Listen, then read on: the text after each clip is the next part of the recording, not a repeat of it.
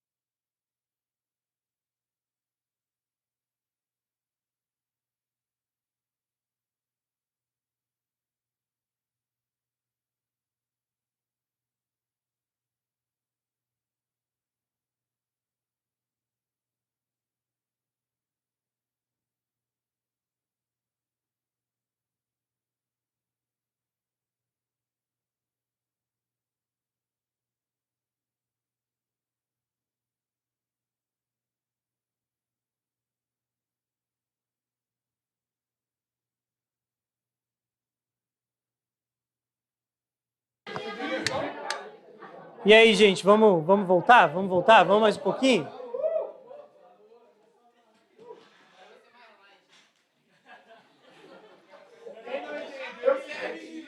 Agora vai ser mais light.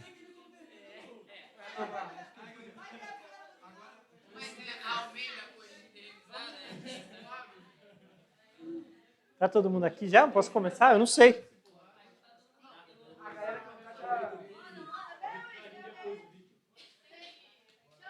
Então,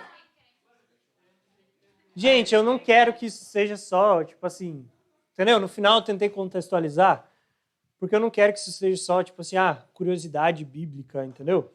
Curiosidade de pensamento de uma coisa que não vai fazer sentido para sua vida, ok? Mas eu queria tentar demonstrar para você que esse é um processo que eu e que, na verdade, os irmãos lá em Montemor a gente está tentando buscar. Que é, à medida que a gente entende essa realidade do céu, isso é o que está nos sustentando no movimento de oração. Isso é o que está sustentando a nossa vida. À medida que a gente entende que o céu é real, que eu me relaciono com alguém que é real, okay? é o que blinda o meu coração para que o Deus que eu me relacione seja o Deus da Bíblia e não o Deus que eu criei na minha cabeça. Okay? Isso é o que eu queria que ficasse gravado no seu coração. Sei que tem coisas que talvez você nunca ouviu e aí você fica, cara, como assim e tal. Mas, e isso faz parte do processo, tá? Mas o que eu queria que ficasse gravado na mente de vocês é que é isso, que a gente está buscando essas coisas justamente porque isso tem a ver com essa batalha espiritual que acontece na nossa mente constantemente. Uma batalha que Satanás e o nosso pecado e a nossa carne, ele tenta distorcer quem é Deus. Tá? E eu tenho certeza que se você gastar momentos do seu devocional, momentos da sua vida meditando nesse lugar e pedindo para entender essa experiência que Paulo teve de ir até esse lugar. Eu sei que isso tem poder para transformar a sua vida. Tem poder para transformar a sua vida devocional, tem poder para transformar o seu entendimento sobre quem Deus é, tá bom? Então, não queria que fosse só coisa maluca jogada assim, tá? Mas isso vai depender de um esforço que você vai ter que fazer. É uma decisão que você vai ter que tomar, de pegar, talvez, pega uma concordância bíblica e todas as palavras que está escrito céu e lê todos esses versículos. Isso vai começar a quebrar esse imaginário ocidental que a gente tem, que basicamente dificulta muito a gente de entender a Bíblia. Né? A nossa visão sobre a Bíblia precisa ser mudada e precisa ser restaurada a cada dia. Porque várias vezes a gente pensa que as pessoas que escreveram a Bíblia não entendiam o que estava escrevendo. Ou a gente pensa, por exemplo, que um profeta, quando escreveu uma profecia, ele nem Isaías escreveu umas coisas, mas que ele nem entendia, sabe? Só deu para entender quando Jesus veio. Não, não é assim. Não é assim. Porque se fosse assim, Jesus não ia ecoar e dizer, isso é o que o profeta Isaías disse. Se fosse só coisa jogada, sabe, do profeta que estava lá, e aí, sei lá, o profeta encarnava o Espírito Santo lá, baixava o Espírito Santo nele, ele escrevia uns negócios muito loucos assim, e aí depois ele saía do trânsito. Não. Eu preciso que você entenda que os profetas e Davi, a gente lê os Salmos, né? Eles eram teólogos. Ok? Hã? Ponto eletrônico. Qual livro? Hã? Ah! Vou fazer propaganda aqui agora. Merchan da editora do Ministério. Mas a gente lançou um livro, tá? Que chama A Hermenêutica dos Escritores Bíblicos, de um carinha que chama Abner Shaw. Ele é ligado ao ministério do John MacArthur. Não sei quem já ouviu falar, provavelmente do John MacArthur, você já ouviu. E ele justamente vai mostrar isso, que a Bíblia ela é interpretada a partir de uma lógica autoral. Tá? E esse ponto é importante. É que você entenda que, por exemplo, Isaías, quando ele estava escrevendo, sim, ok, ele não entendia a primeira e a segunda vinda de Jesus. Mas ele entendia o Messias. Tá? Ele entendia esse enviado de Deus. E aquilo que os apóstolos estavam fazendo e que Paulo estava fazendo, Paulo ele não estava inventando nada novo. Se você pegar o Novo Testamento é uma colcha de retalho do Antigo, a citação do Antigo Testamento e referência do Antigo Testamento o tempo inteiro. Tá? Então, a gente precisa olhar para que você entenda que o profeta, quando ele está descrevendo o céu, ele não está descrevendo uma coisa que ele inventou ali na hora. Tá? Ele está descrevendo uma coisa que vem de um desdobramento histórico, de um desdobramento teológico. Tá? Então, antes da gente entrar em Apocalipse 4 e 5, eu queria que você fosse para aquela passagem que eu falei de Hebreus 12, tá?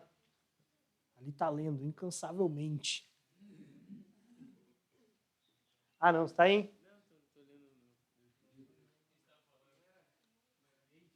Não, Hebreus. Abre aí, Hebreus 12. E aqui a gente vai precisar entender duas coisas. Uma é que esse céu, que é o trono de Deus, esse céu que é a habitação de Deus, a habitação de Jesus, ele também é a habitação dos redimidos, tá? As pessoas que morreram em Cristo, elas estão nesse lugar que chama céu, tá? Então vamos ler. Hebreus 12, a partir do versículo 22.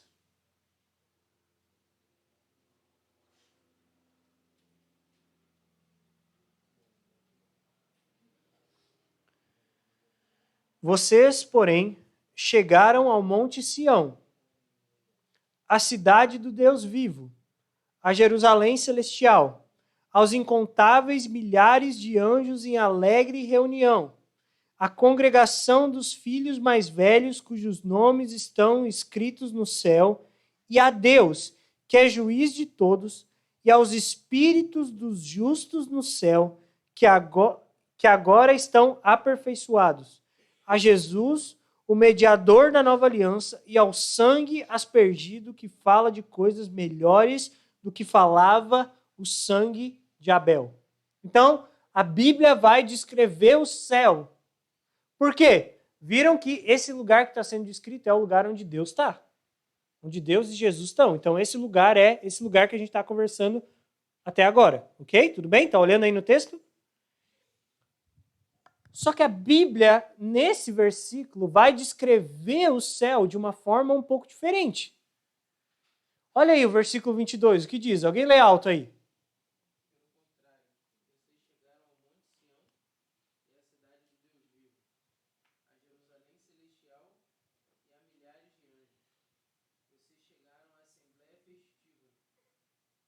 Okay? Então, vocês chegaram aonde? a uma cidade. Ou seja, o céu, esse lugar onde Deus habita, esse lugar é uma cidade. Esse lugar é a cidade santa de Deus. Esse lugar é a cidade que diz que Abraão, ele peregrinava pela terra buscando uma cidade que tinha fundamentos no céu. O céu onde Deus habita é um lugar que a Bíblia chama de a Nova Jerusalém. Okay? E aí, se você fizer um paralelo entre os primeiros capítulos da Bíblia e os últimos capítulos da Bíblia, você vê que os primeiros e os últimos capítulos da Bíblia descrevem a mesma coisa, o mesmo lugar, o lugar onde Deus habita. Porque a Bíblia descreve uma nova Jerusalém, em Apocalipse 20, 21, 22, uma nova Jerusalém que vai fazer o quê? Que é a morada de Deus que vai descer do céu. E isso é o completar do plano de Deus. E o que tem nessa cidade? Se você ler lá em Apocalipse, é que não dá tempo da gente abrir. Acredite em mim, depois você lê o texto, pode ser? Mas diz que nessa cidade tem uma árvore, no centro dessa cidade. E que essa árvore, ela é a árvore da vida. E se você olha para os primeiros versículos da Bíblia, você vê o quê? A árvore da vida. A Bíblia diz que lá nessa Nova Jerusalém, diz que tem um rio que corre dessa cidade. E se você ler o relato da criação do jardim, você vai ver o quê? Que diz que tinha um rio que se dividia em 4. O que eu estou querendo dizer com isso é que o lugar onde Deus colocou o homem para habitar, esse jardim que é construído, esse jardim no Éden, é uma parte dessa cidade. Abraão, ele morava na cidade celestial, pelo menos em uma parte dela, em uma das entradas da cidade.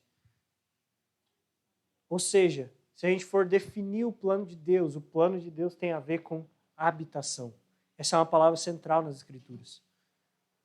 E o início e o fim são a mesma coisa, porque o fim é Deus levando a cabo o plano que ele tinha no início. Que é o quê? 2 coisas. O padrão do jardim se espalhar por toda a terra, ou seja, o padrão do céu. Se espalhar por toda a terra. Lembra da oração de Jesus? Venha o teu reino, seja feita a tua vontade. Ou seja, espalhe a tua vontade, assim na terra como no céu. Isso é a mesma coisa que Deus falou para Adão, multiplicar e encher a terra.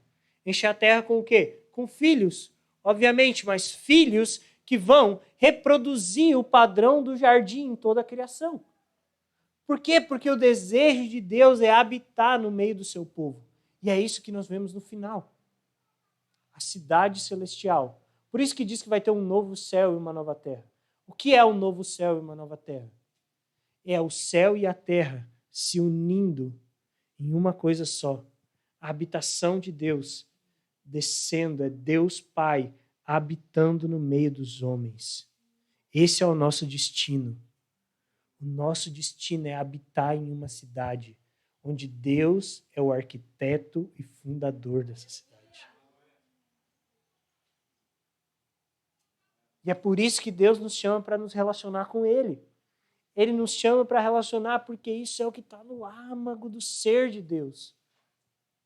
Deus, ele cria o homem, não é porque Deus estava entediado, não é porque estava faltando alguma coisa em Deus, sabe? Nossa, Deus estava lá. Estava Deus Pai, Deus Filho e o Deus Espírito Santo. E aí eles, nossa, está faltando alguma coisa aqui, está meio chato aqui, sabe? Sabe, Jesus, está meio chato aqui, sabe? Porque eu te amo tanto, você me ama tanto, nossa, é tão chato isso. O amor de Deus. Nossa, a gente podia criar uma coisa para a gente se interter. Não, não é isso a criação. A criação é porque no relacionamento de Deus Pai, de Deus Filho e do Espírito Santo, tinha tanto amor, que Deus escolheu nos criar para transbordar esse amor sobre nós. Não é porque tinha falta, é porque estava sobrando. É porque era um copo que estava transbordando pela eternidade. É por isso que Deus criou eu e você, para nos relacionarmos com Ele. E o fim da história é isso. Então esse texto de Hebreus, ele vai definir o céu como uma cidade. A cidade do Deus vivo. Onde tem o quê? O Deus, que é juiz de todos, Jesus e a nova aliança, e o incontável número de anjos. Eu quero que você fique com essa imagem na sua cabeça. Com esses três elementos. Deus Pai, o juiz sobre todos. O Filho que estabelece a nova aliança. E o incontável número de anjos. E agora a gente vai para Apocalipse 4 e Apocalipse 5. Tá bom? Vocês aguentam mais um pouquinho? Alguém quer fazer alguma pergunta?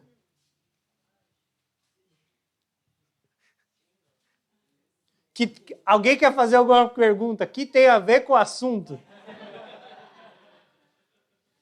Gente, a gente está aqui até amanhã, depois a gente senta para conversar, tá tudo certo.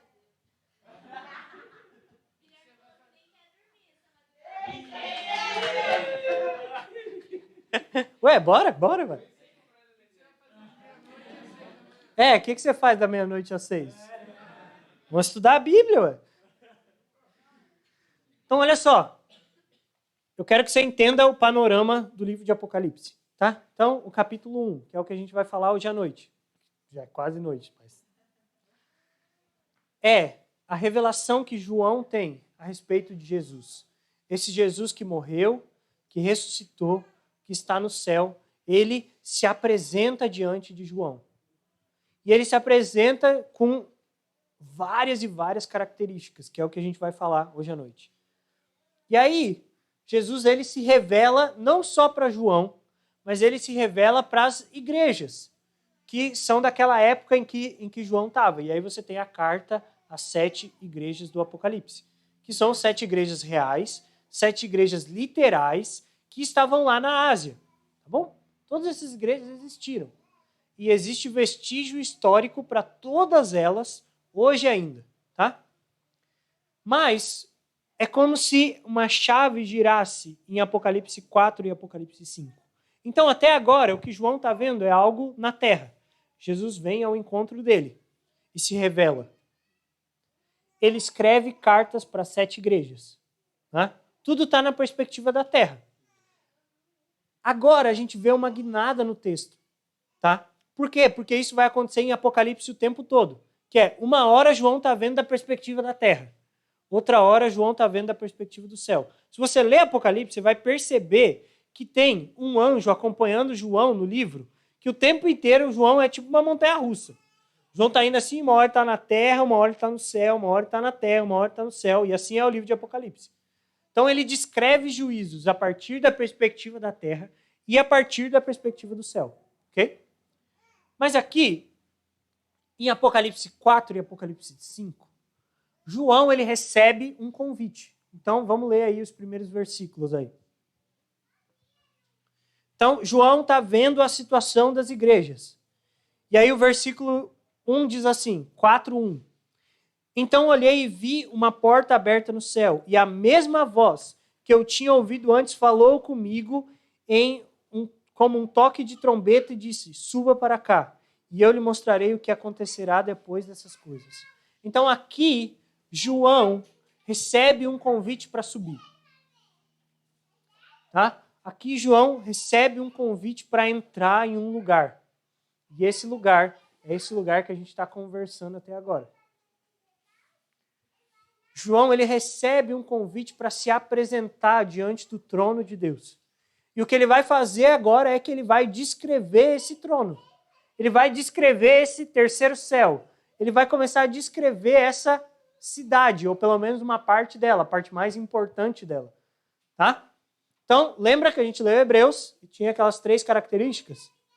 A gente vai procurar essas 3 características agora aqui nesse texto.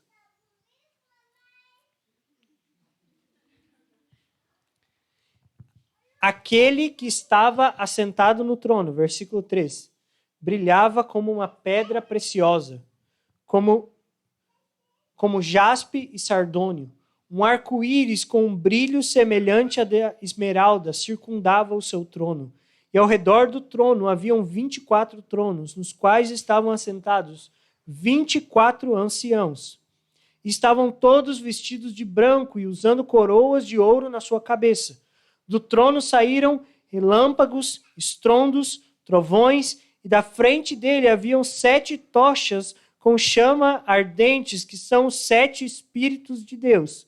Diante do trono havia algo como um mar de vidro, cintilante como cristal. No centro e ao redor do trono haviam 4 seres vivos, cada um coberto de olhos na frente e atrás.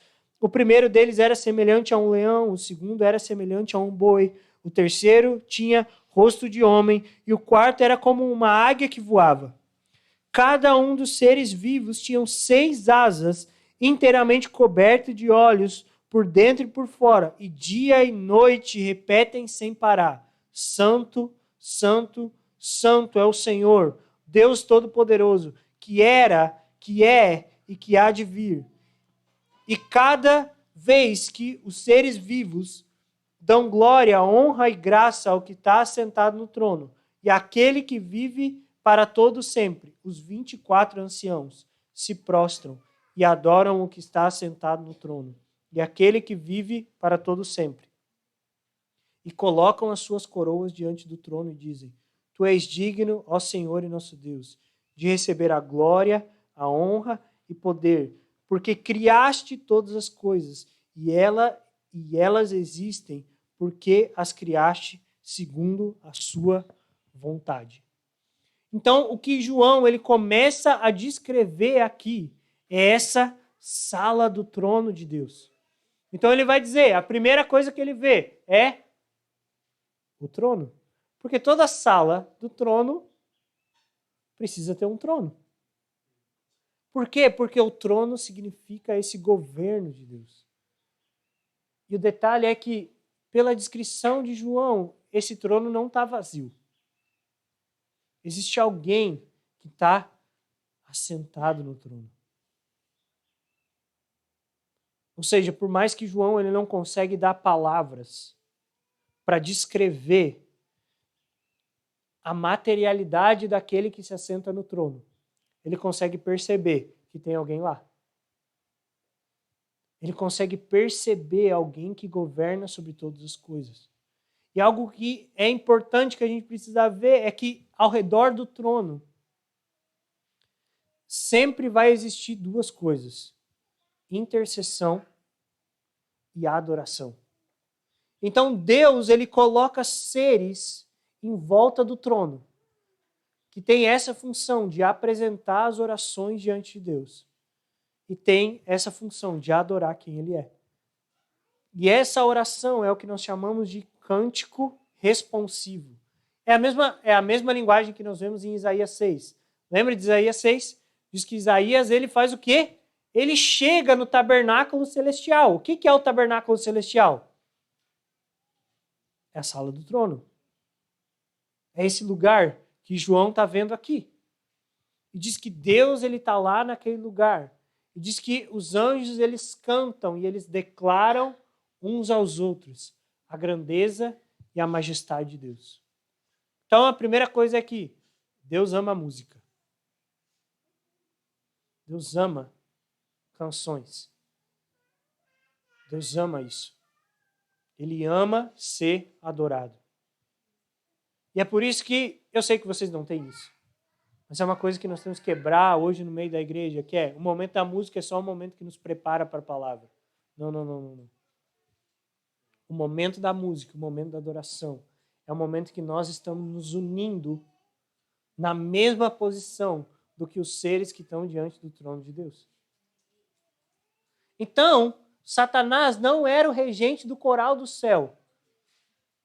Por quê? Porque no céu nunca parou de ter música. Por quê? Lá em Isaías, quando Isaías tem uma visão sobre o trono de Deus, diz que os anjos estão fazendo o quê? Cantando.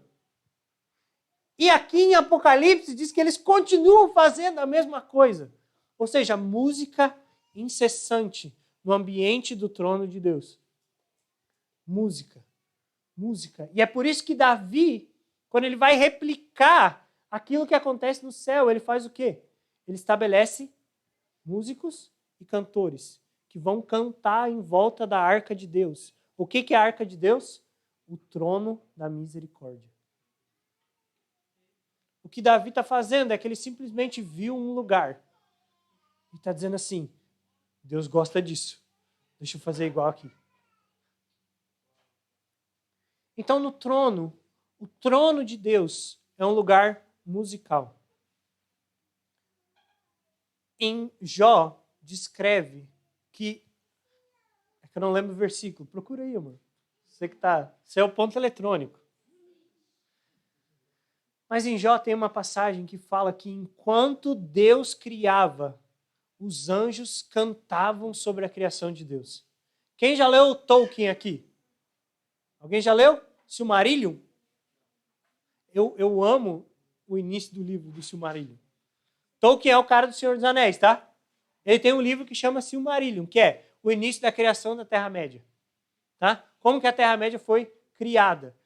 E, cara, sério, você tem que ler esse livro.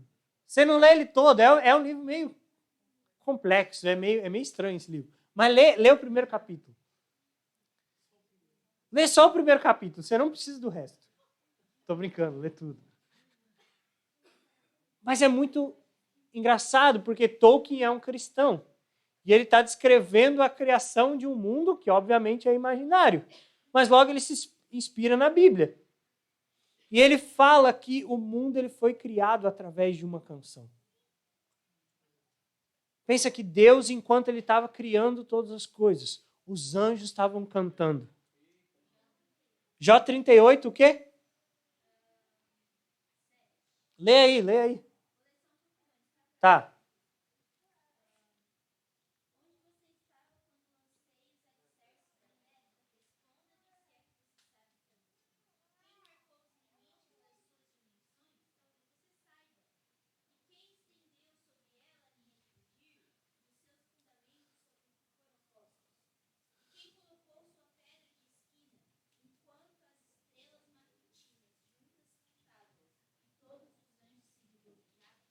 Enquanto as estrelas matutinas, estrela e anjo são um sinônimo. Provavelmente na sua versão vai estar escrito anjo.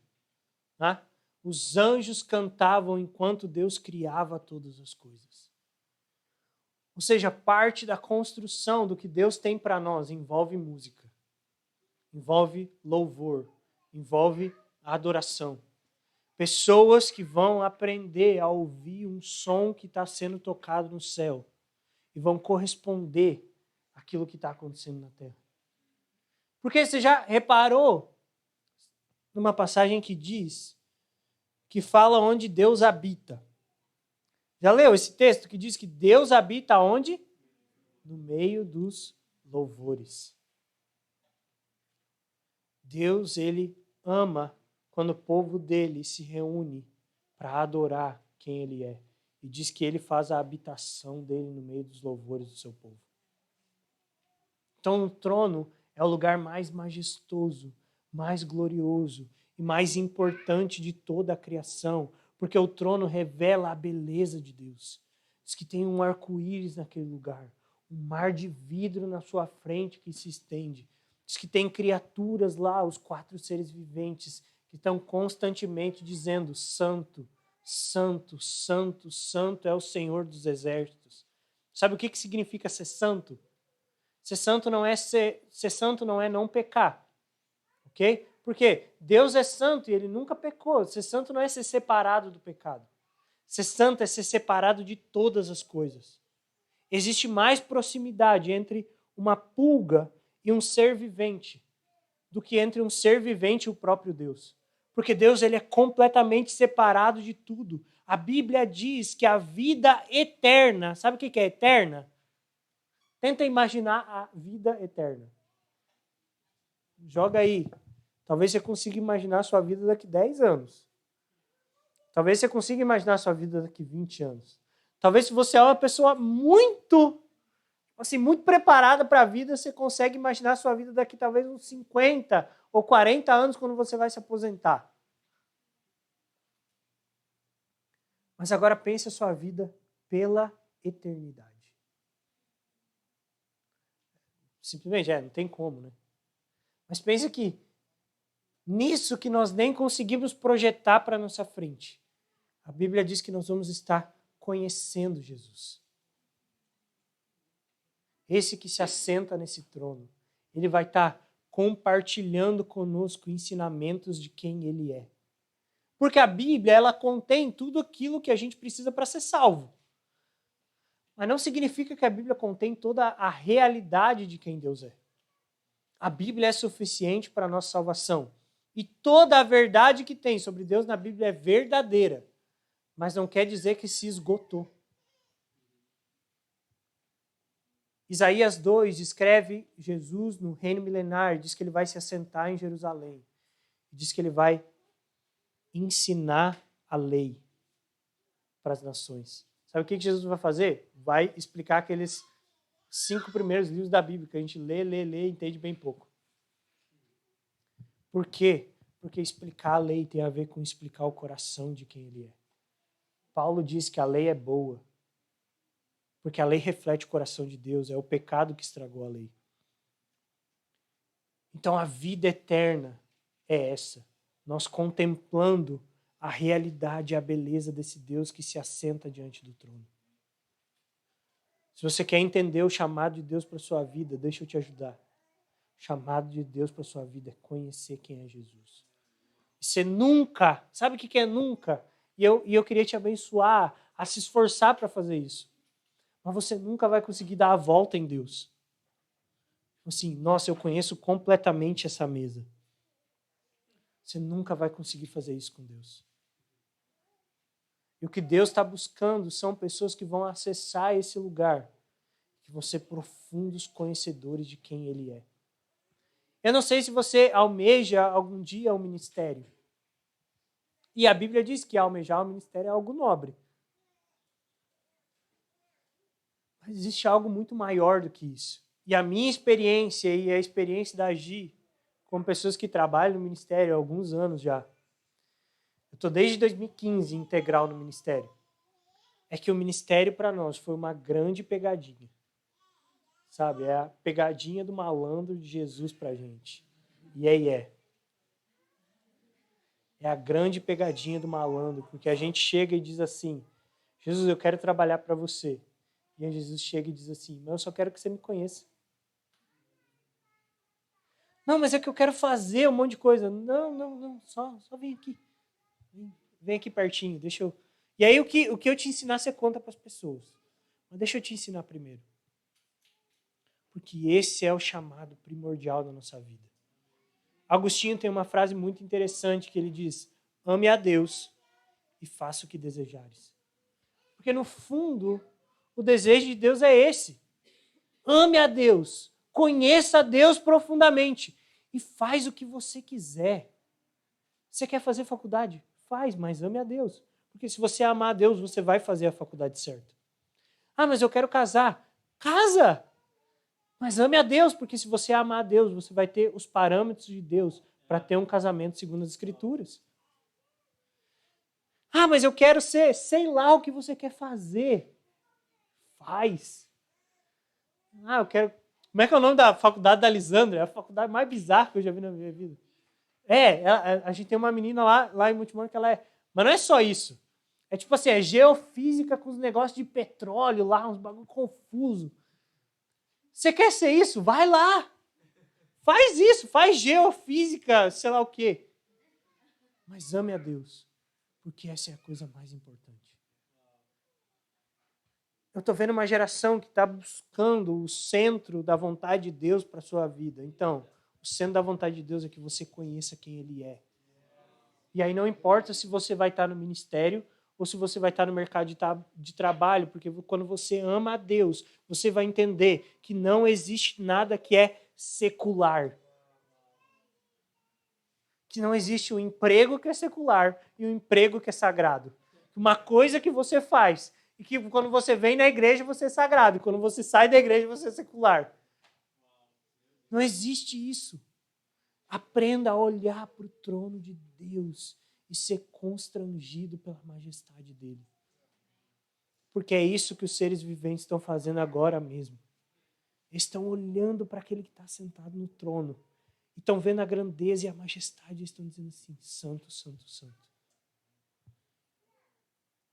E os 24 anciãos, aqueles que compõem esse conselho de Deus que a gente falou, que tem uma posição de autoridade, porque diz que ele tem coroas nas suas cabeças. O que eles fazem?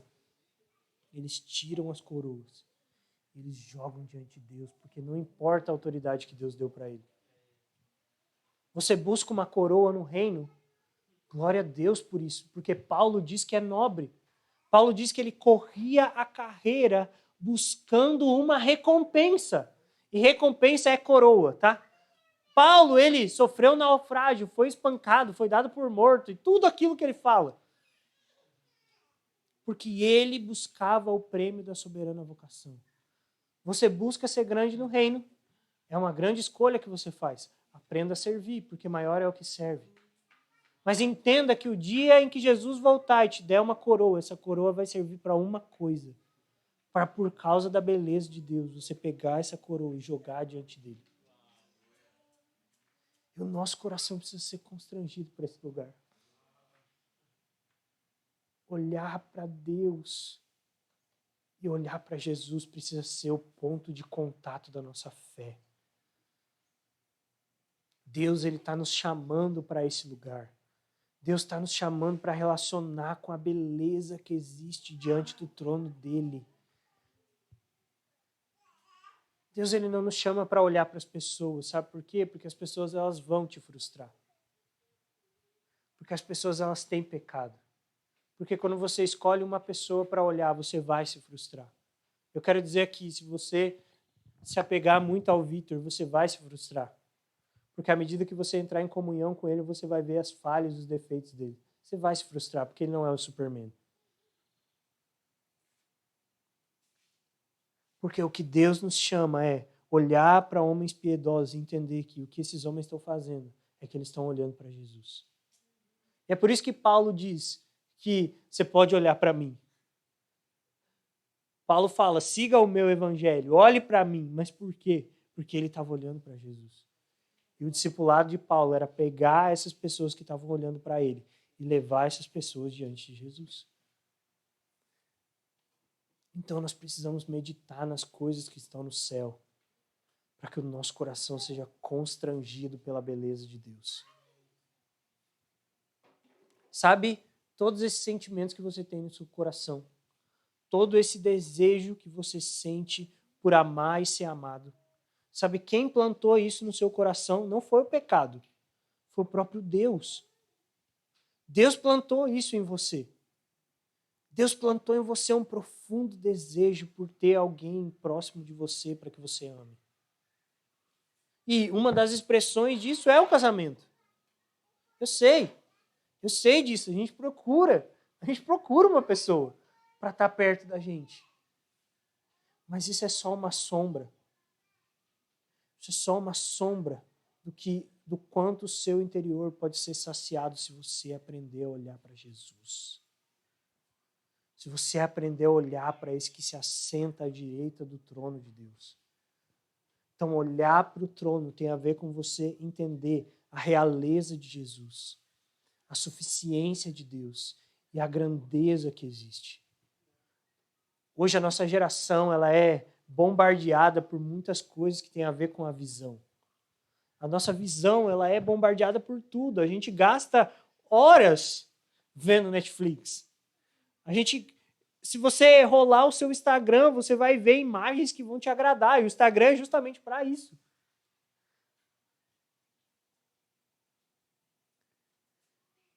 Mas existe uma visão que a nossa geração precisa buscar, que vai nos contentar, que vai nos satisfazer.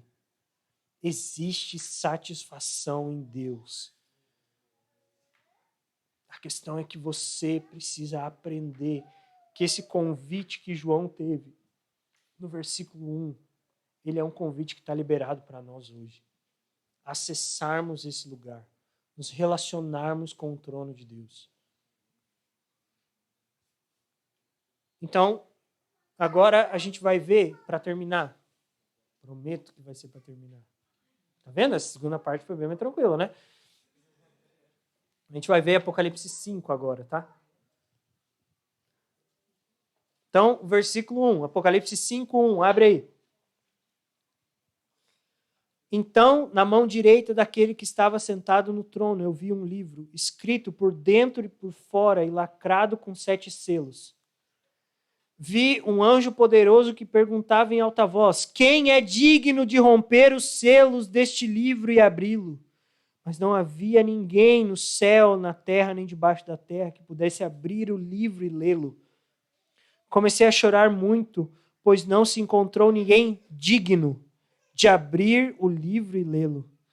Então um dos 24 anciãos disse: não chore, veja, o leão da tribo de Judá, o herdeiro do trono de Davi, conquistou a vitória, porque ele é digno de abrir o livro e de romper os 7 selos. Então eu vi um cordeiro que parecia ter sido sacrificado, mas que agora estava em pé, e no trono, e os 4 seres vivos e os 24 anciãos. Ele tinha 7 chifres e 7 olhos, que representam os 7 Espíritos de Deus, enviado por todas as partes da terra. E ele deu um passo à frente e recebeu o livro da mão direita daquele que estava sentado no trono. Quando o cordeiro recebeu o livro, os 24 seres vivos e os 4 seres vivos e os 24 anciãos se prostraram diante dele. E cada um tinha harpa e taças de ouro cheia de incenso, que são as orações do povo santo de Deus. E entoavam um cântico novo com essas palavras: tu és digno de receber o livro, de abrir os 7 selos e lê-lo. Pois foste morto, sacrificado, e com o teu sangue compraste para Deus pessoas de toda tribo, língua, povo e nação, e tu fizeste delas um reino de sacerdotes para o nosso Deus, e elas reinarão sobre a terra. Então eu olhei novamente e ouvi as vozes de milhares e milhares de anjos ao redor do trono, e também dos seres vivos e dos anciãos, que cantavam com forte voz: digno é o cordeiro que foi sacrificado de receber o poder e riqueza, sabedoria, força, honra, glória e louvor. Depois ouvi todas as criaturas do céu, na terra e debaixo da terra e no mar cantarem: louvor e glória, e honra e poder pertencem àquele que está sentado no trono e ao Cordeiro para todo sempre. E os 4 seres vivos disseram: amém. E os 24 anciãos prostraram-se e o adoraram. Então, o que está falando aqui em Apocalipse 5, eu não sei exatamente como, ok? Mas o que está acontecendo aqui é a chegada de Jesus no céu. Tá? Então, em Atos 2, a gente vê que Jesus ele subiu. E aqui em Apocalipse 5, é essa chegada de Jesus, porque começa falando, não tinha ninguém digno. Existe um livro selado no céu. O que é esse livro? Esse livro é o testamento da terra. Tá? Esse é o livro que, entre aspas, tá? Vou usar um simbolismo aqui. Esse é o livro que Adão entregou para Satanás, quando Satanás enganou ele. Porque a Bíblia diz que Satanás é o príncipe dessa era. Satanás é aquele que governa sobre o mundo agora. Mas o que Jesus vem é que ele vem para tomar esse livro. E como cordeiro, como descendente de Davi, ele é aquele que toma esse livro para governar sobre a terra. E isso é a chegada do reino de Deus. Esse livro, selado com 7 selos, é o livro que estabelece que o governo da terra está diante de Jesus agora. Então toda a autoridade foi dada para Jesus, no céu, na terra e debaixo da terra. E o fato é que um dia Jesus vai voltar para estabelecer plenamente essa autoridade. Por quê? Porque é ele que tem o testamento da terra. Porque ele não morreu, ele não morreu como Deus. Ele não se sacrificou como Deus. Ele morre como um homem, como um descendente de Davi, que foi prometido para Davi que um descendente do seu reino ia governar para sempre a partir de Jerusalém. 2 Samuel, capítulo 7. Ele é o descendente prometido para Eva. Ele é esse cara. Ele é o que os profetas falavam, que viria um ungido, o Messias, o Cristo de Deus, que ia resolver os problemas da humanidade. O que Apocalipse 5 está descrevendo é esse governo de Jesus que está plenamente estabelecido no céu e que um dia vai chegar aqui na terra e que um dia vai nos tocar. E o que a gente vê de novo nessa dinâmica do céu? Música. Música sendo cantada. Percebe que conforme a dinâmica do que vai acontecendo no céu vai mudando, a música vai mudando também?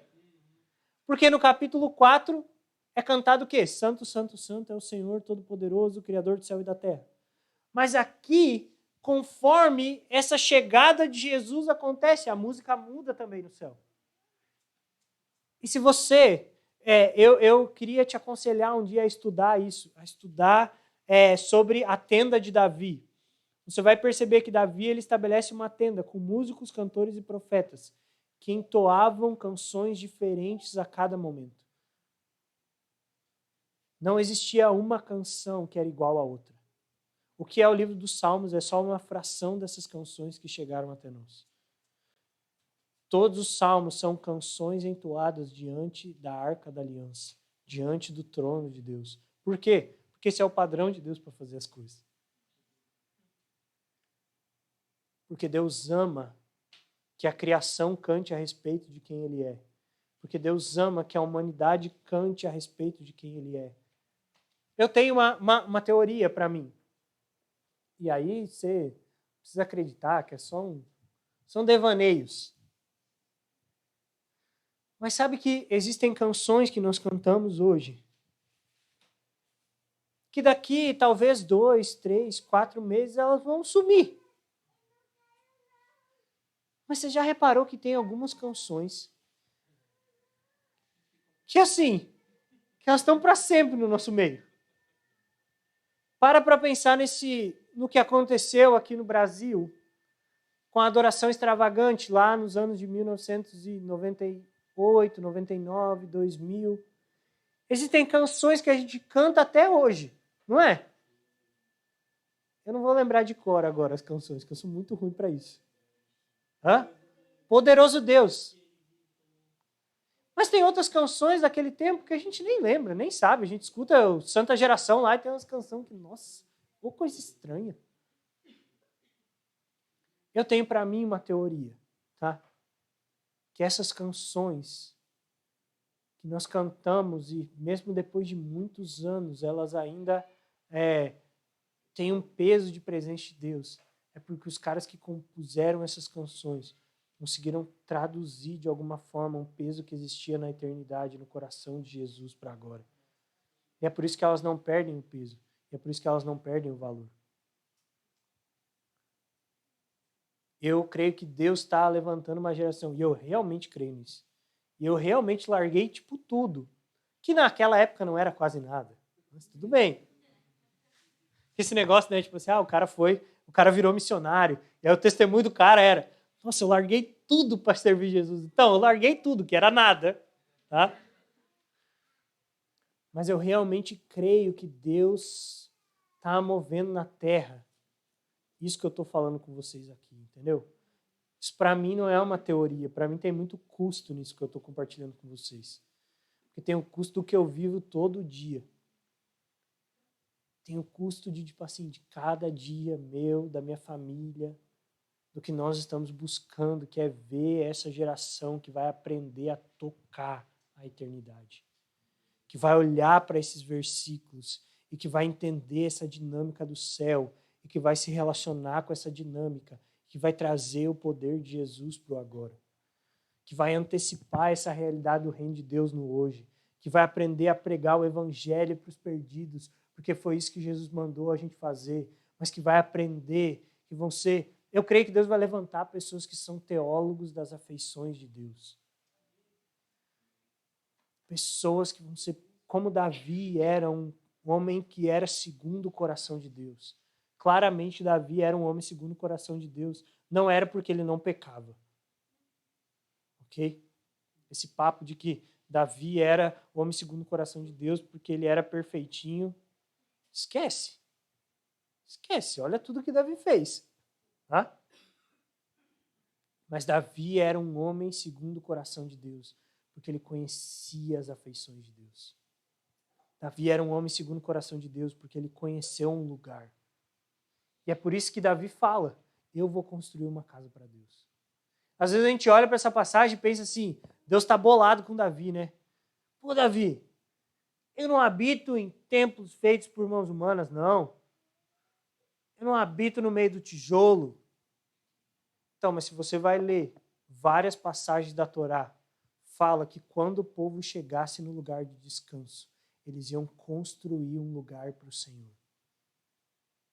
E Davi conhecia tanto a lei, tanto o coração de Deus, que quando ele chega em Jerusalém, a primeira coisa que ele faz é, vou construir uma casa para Deus. Isso é um escândalo. Pessoas que no meio da sua geração constroem um lugar para Deus habitar no meio delas. Pessoas que no meio de uma geração perversa, no meio de pessoas, porque o contexto da vida de Davi é o livro de Juízes. Qual que é o lema do livro de Juízes? E cada um fazia aquilo que queria.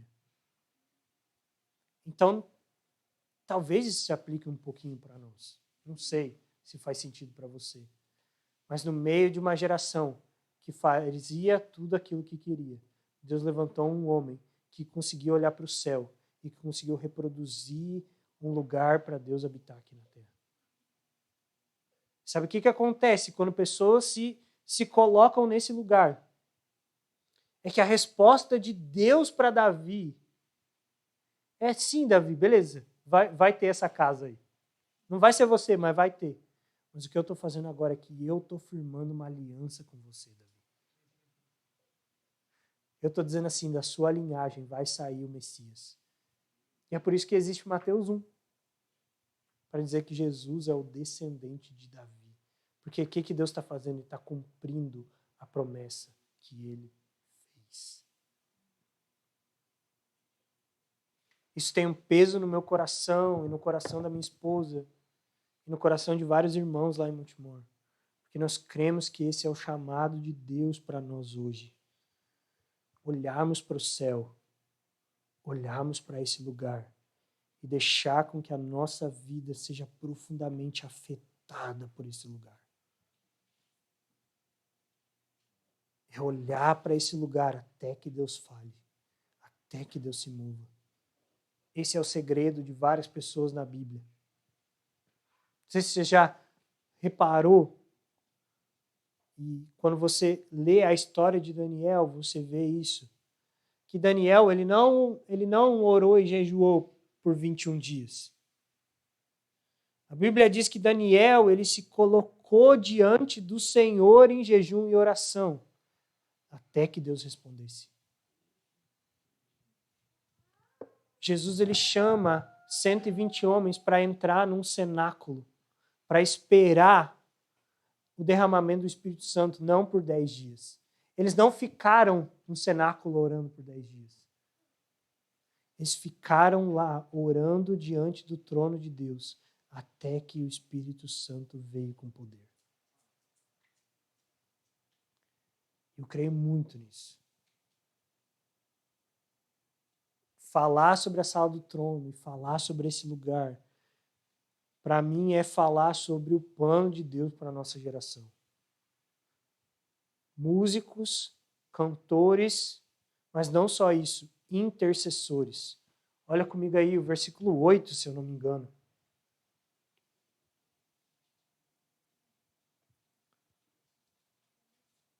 Apocalipse 5, 8. Quando o Cordeiro recebeu o livro, os 24 seres vivos e os 24 anciãos se prostraram diante dele. E cada um tinha uma harpa e taças de ouro cheias de incenso, que são o quê? As orações do seu povo. Então, a Bíblia não descreve como essa dinâmica acontece, mas ela fala que no céu existem taças de ouro porque elas se enchem por causa das orações dos santos.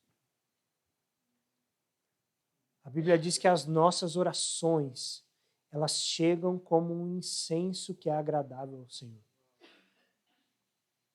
Então, de alguma forma, que eu não sei explicar, tá? Não sei. A gente ora aqui e as nossas orações sobem até esse lugar, que é o céu. E elas se misturam com incenso, que são depositados em taças. E se a gente vai para Apocalipse 8, amor? Vai aí para Apocalipse 8, e aí eu estou terminando.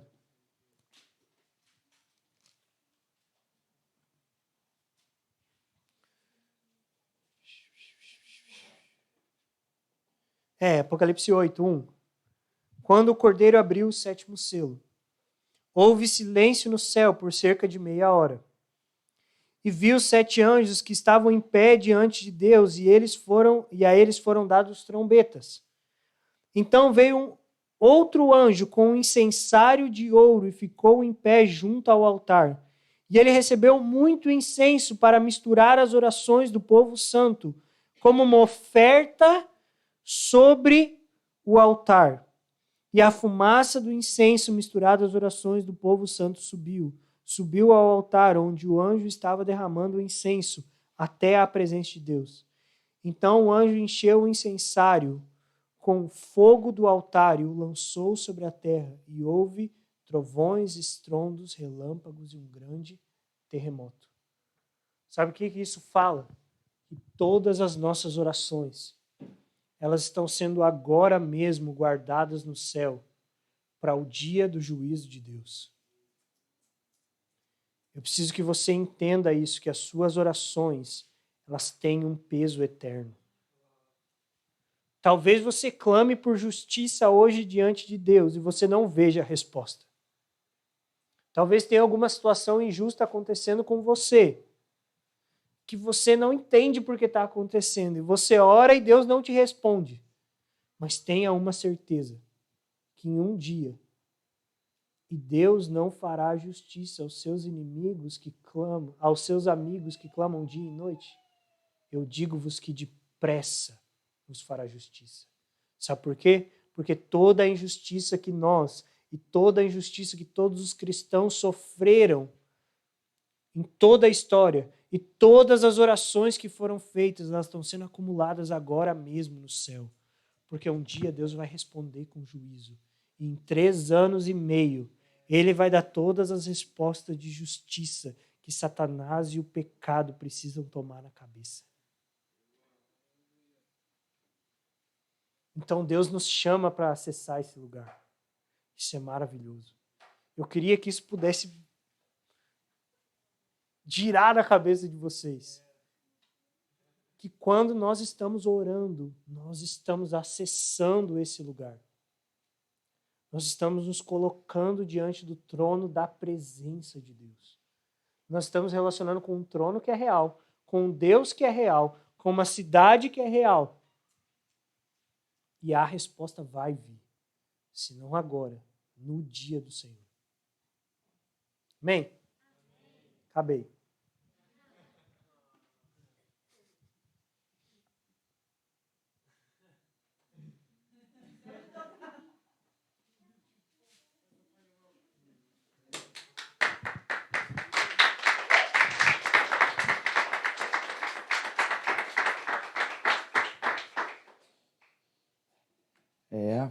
Queremos mais, né? Gente, acho que eu, sinceridade, mesmo diante de toda a correria ali, né, que eu tô com o maior cuidado para que isso seja gravado, não para abrir nem tudo mais, mas para que a gente possa ter acesso depois, para que você possa ver, rever. Então, eu tô com muito cuidado ali, né, na gravação e tudo mais. Mas, assim, cara, assim, tudo aquilo que o Guilherme falou, que a Giovana também comentou, assim, explodiu mais e mais a minha mente para uma vida de intimidade com o Senhor, sabe? A gente percebe que muitas das coisas que a gente acha que é em vão, não é em vão. A gente sabe que tudo tem um propósito diante do Senhor. E, cara, foi incrível. Então, Guilherme, Giovana, Deus continue abençoando vocês. Daqui a pouco tem mais. E eu queria, nesse momento, pedir para que você ficasse de pé. Eu senti isso muito no meu coração. Eu queria que você fechasse os seus olhos, ou se você quiser ficar aberto. Eu falo fechar os olhos, gente, não é por nada místico, não. É para você não perder a sua atenção em outras coisas, tá? Eu, pelo menos, eu tenho um déficit de atenção. Então, se eu não fechar os meus olhos, eu fico percebendo tudo que está acontecendo. Mas eu queria, nesse momento, cara, desligar o microfone. E eu queria, nesse momento, você, diante de tudo aquilo que o Senhor colocou diante dos nossos olhos, diante dos nossos ouvidos, de tudo aquilo que foi derramado sobre nós. Eu queria que você, nesse momento, simplesmente estivesse tirando um tempo para adorar o Senhor. Eu vou falar para você que é o seguinte, eu vou deixar só uma luz ligada para não tirar o seu foco. E eu queria, nesse momento, nós levantássemos um altar de adoração ao Senhor. E não que a gente não vai ter instrumento, a gente não vai ter nada, a gente só vai ter só a gente aqui e o Senhor. Eu queria, nesse momento, que você ficasse bem livre, bem à vontade. Amém? Então, eu quero orar e aí a gente tira esse tempo. Então, peço a você que não se distraia. A galera que estiver indo lá, está apertado para ir no banheiro, vai rapidinho, tá bom? E aí a gente vai fazer isso. Larissa, se você puder, desliga essa luz aí que está atrás de você aí, tá bom? Eu vou pedir para você fechar os seus olhos e você, nesse momento, depois que eu orar, a gente poder estar adorando o Senhor. Por que eu vou apagar as luzes? É para você ficar com um clima emocional? Não. É para você se desligar. Desligue-se de tudo. Não, mas eu não vou apagar, vai ficar breu não, tá, gente? Vai ter luz ligada, tá? Mas eu quero que você se concentre em Deus. Eu quero que você se concentre naquilo que o Senhor quer falar para você nessa noite. Amém? Jesus, muito obrigado pelo teu amor, muito obrigado pela tua paz, muito obrigado pela tua graça. Senhor, em nome de Jesus, Pai, nós te amamos, nós te exaltamos, Senhor. Obrigado, Pai, pela vida do Guilherme, da Giovana, Pai. Obrigado por tudo que foi dito aqui, Senhor Deus. Senhor, eu te peço, Pai, que o Senhor continue falando conosco, Pai. Aumenta a nossa percepção, Senhor Deus, sobre quem Tu és, Pai. Aumenta a nossa fome, a nossa sede, Pai, de poder Te buscar. Senhor Deus, tira da nossa mente, Pai, tudo aquilo que tem travado, Pai, o nosso entendimento, Senhor Deus, para Te conhecer mais, para Te buscar mais. Senhor, mesmo que a gente não entenda, Pai, que isso seja testificado no nosso coração, Pai, tudo que foi falado pela fé, Pai. Que possamos crer, Pai, que possamos entender em Ti, Pai. E isso venha nos mover. Talvez nós não vamos dominar o assunto, Pai, mas uma coisa nós temos certeza, Pai, que nós queremos mais de Ti, nós queremos mais Te conhecer.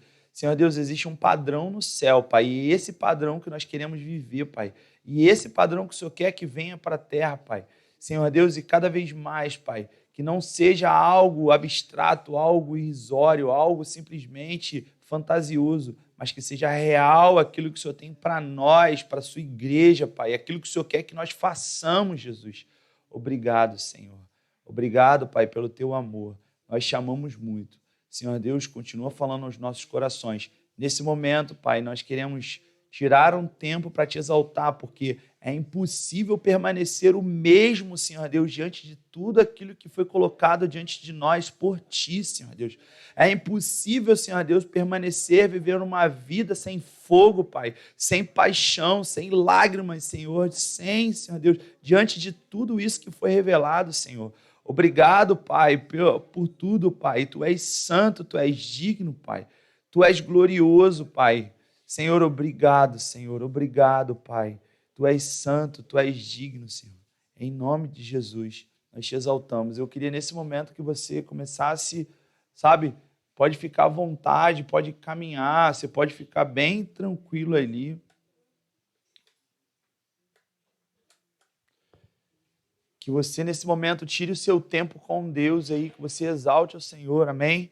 É notória a presença do Senhor aqui, sabe? É poderoso aquilo que Deus está fazendo, então sabe, exalte o nome dele. Se você quiser ficar de pé, você fique. Se você quiser sentar, você sente. Se você quiser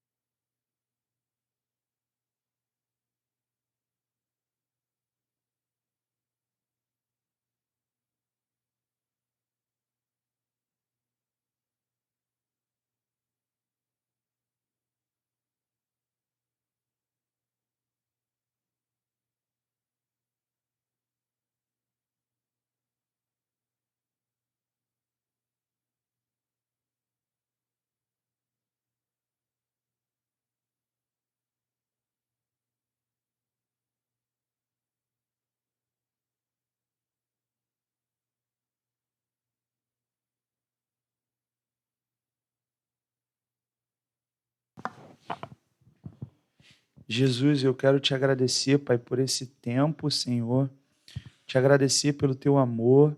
Te agradecer, Pai, por tudo que temos vivido nesse tempo aqui, Senhor Deus, nesse final de semana. Eu sei, Jesus, que isso é só o início, Senhor, de tantas outras coisas que o Senhor tem para nós. Senhor, em nome de Jesus, Pai, eu oro, Pai, que todo o ouvido, Senhor Deus, todos os ouvidos e os olhos espirituais sejam destapados, Pai. Eu oro, Senhor Deus, que cada vez mais, Pai, os nossos irmãos sejam encorajados, Pai, a estar diante do Teu altar, Pai, a simplesmente, Senhor Deus, ser tomado, Pai, de um temor, de uma paixão, Pai, por Ti, Senhor Deus, de entender, Senhor Deus, o quão o Senhor é acessível, Pai, o quão o Senhor é belo, Pai, o quão o Senhor quer ser encontrado por nós, Senhor Deus. Senhor, em nome de Jesus, Pai, toma todas as outras atividades nas Tuas mãos, Pai, que o Senhor venha conduzir mais e mais, Pai, esses momentos, Pai. Obrigado, Pai, porque eu sei, Senhor Deus, que tem muito mais, Senhor. Nós te amamos, Pai, nós te exaltamos, em nome de Jesus. Amém. Se você quiser continuar aqui, fica à vontade, tá bom? Se você quiser sair, se você quiser levantar, se você quiser adorar a Deus em outro lugar, tá bom? Eu quero convidar você a ficar à vontade. Eu não estou aqui terminando nem nada não, tá bom, gente? Então, fique à vontade, sabe? Se coloque diante do Senhor, continue aí. Se você quiser ir para um outro lugar, amém? Deus abençoe.